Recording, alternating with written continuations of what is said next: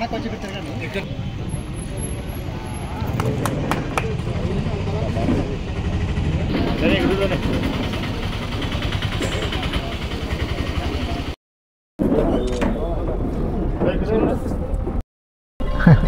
Simple बाग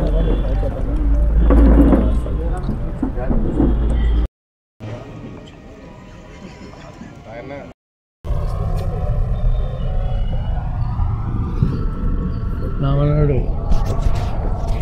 రాజిరెడ్డి గారికి MLA నియోజకవర్గం బాధ్యత అప్పచెప్పినందుకు నాకు చాలా సంతోషంగా ఉంది. అదేవిధంగా నేను కానీ నా మనవడు కానీ నా కుమారుడు కానీ ఎల్లప్పుడూ వైఎస్ జగన్మోహన్ రెడ్డి గారికి కృతజ్ఞతమై ఉంటాము. ఎమ్మెల్యే ప్రజలు, వైఎస్ఆర్ కాంగ్రెస్ పార్టీ నాయకులు, నేను ఓదార్పు యాత్రలో వైఎస్ఆర్ పార్టీలో చేరినప్పుడు అందరు కూడా ఎంతో మద్దతు ఇచ్చి ఆవేళ కాంగ్రెస్ పార్టీ నుండి వైఎస్ఆర్ పార్టీకి రావడం జరిగింది. అప్పటి నుండి కూడా ఏమైనా పట్టణం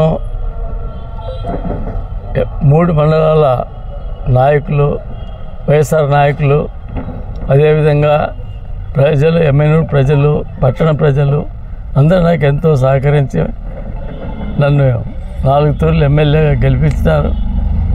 మా కుటుంబాన్ని కూడా ఎంతో గౌరవంతో ఆదరించినారు. అదేవిధంగా నా మనవడు రాజిరెడ్డిని కూడా ఇక మీద ఆదరిస్తారని భావిస్తున్నాను.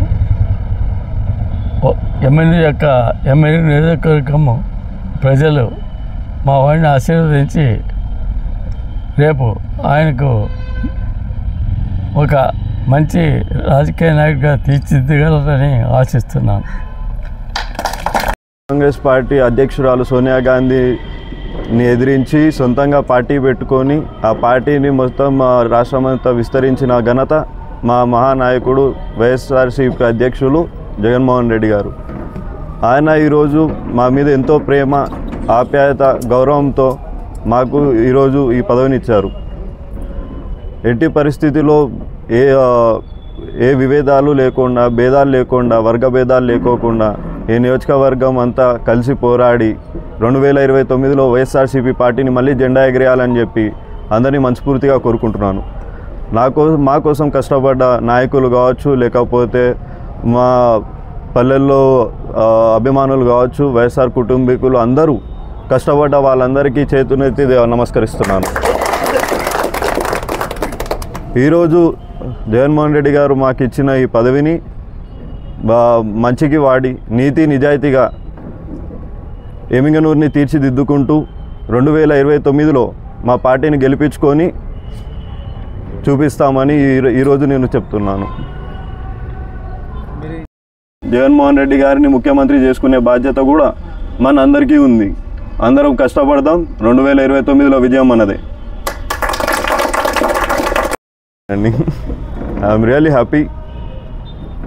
మా జనాలు కానీ, మా కుటుంబ సభ్యులు అగోండి ఇక్కడే ఉన్నారు అందరూ, వైఎస్ఆర్ కుటుంబ సభ్యులు, మా నాయకులు, వీళ్ళందరూ సహకారం లేనిదే ఈరోజు నాకు ఈ పదవి వస్తుందని నేను అనుకోవడం లేదు.